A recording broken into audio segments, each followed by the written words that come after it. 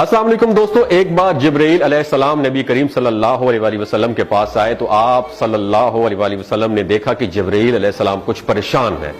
آپ صلی اللہ علیہ وسلم نے فرمایا، جبرائیل کیا معاملہ ہے کہ آج میں آپ کو غمزدہ دیکھ رہا ہوں؟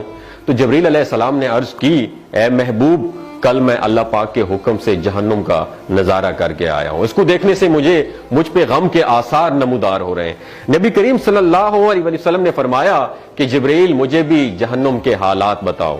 جبرائیل نے عرض کی، جہنم کے کل 7 درجے ہیں اور ان میں سے جو سب سے نیچے والا درجہ ہے اللہ ان میں منافقوں کو رکھے گا، اس سے اوپر والے 6 درجے میں اللہ تعالیٰ مشرک لوگوں کو ڈالیں گے، اس سے اوپر 5ویں درجے میں اللہ سورج اور چاند کی پرستش کرنے والوں کو، عبادت کرنے والوں کو ڈالیں گے، 4تھے درجے میں اللہ پاک آتش پرست لوگوں کو ڈالیں گے، اور 3رے درجے میں اللہ پاک یہود کو ڈالیں گے، 2 درجے میں اللہ تعالیٰ عیسائیوں کو ڈالیں گے۔ یہ کہہ کر جبرائیل علیہ السلام خاموش ہو گئے تو نبی کریم صلی اللہ علیہ وسلم نے پوچھا، جبرائیل آپ خاموش کیوں ہو گئے؟ مجھے بتاؤ کہ پہلے درجے میں کون ہوگا؟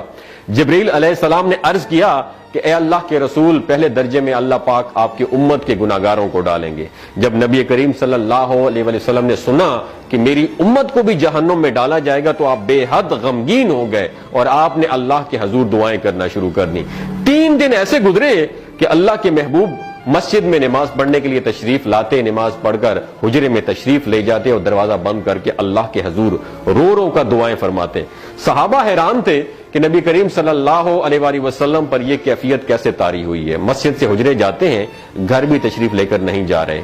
جب 3را دن ہوا تو سیدنا ابو بکر صدیق رضی اللہ تعالیٰ عنہ سے رہا نہیں گیا، وہ دروازے پر آئے اور دستک دی اور سلام کیا، لیکن سلام کا جواب نہیں آیا۔ آپ روتے ہوئے سیدنا عمر رضی اللہ تعالیٰ عنہ کے پاس آئے اور فرمایا کہ میں نے سلام کیا لیکن سلام کا جواب نہیں پایا، لہٰذا آپ جائیں، ہو سکتا ہے آپ کو سلام کا جواب مل جائے۔ آپ گئے تو آپ نے 3 مرتبہ سلام کیا لیکن سلام کا جواب نہ آیا۔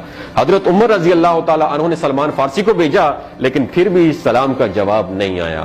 حضرت سلمان فارسی نے واقعے کا تذکرہ حضرت علی رضی اللہ تعالیٰ عنہ سے فرمایا۔ انہوں نے سوچا کہ جب اتنے عظیم شخصیت کو سلام کا جواب نہیں ملا تو مجھے بھی خود نہیں جانا چاہیے، بلکہ مجھے ان کی نور نظر بیٹی حضرت فاطمہ رضی اللہ تعالیٰ عنہا انہیں اندر بھیجنا چاہیے۔ لہٰذا آپ نے حضرت فاطمہ رضی اللہ تعالیٰ عنہا کو سب احوال بتا دیا۔ آپ حجرے کے دروازے پر آئیں، ابا جان السلام علیکم، بیٹی کی آواز سن کر محبوب کائنات اٹھے، دروازہ کھولا اور سلام کا جواب دیا۔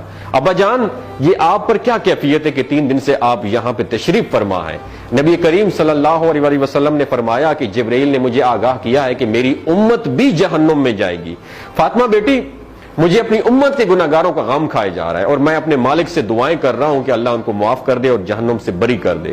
اور یہ کہہ کر پھر آپ سجدے میں چلے گئے، رونا شروع کر دیا، یا اللہ میری امت کے گناہگاروں پر رحم کر، ان کو جہنم سے آزاد کر کے۔ اتنے میں حکم آ گیا، وَلَسَوْفَ يُعْطِيكَ رَبُّكَ فَتَرْضَىٰ، اے میرے محبوب غم نہ کر، میں تم کو اتنا عطا کروں گا کہ آپ راضی ہو جائیں گے۔ آپ خوشی سے کھل اٹھے اور فرمایا کہ لوگوں، اللہ نے مجھ سے وعدہ کر لیا ہے کہ روز قیامت مجھے میری امت کے معاملے میں خوب راضی کرے گا، اور میں اس وقت تک راضی نہیں ہوں گا جب تک میرا آخری امتی بھی جنت میں نہ چلا جائے۔ بولتے ہوئے آنکھوں سے آنسو آنا شروع ہو جاتے ہیں بندے کے، جب بندہ سوچتا ہے کہ ہمارا نبی صلی اللہ علیہ وسلم اتنا شفیق اور غم محسوس کرنے والا ہے اور بدلے میں ہم نے ان کو کیا دیا۔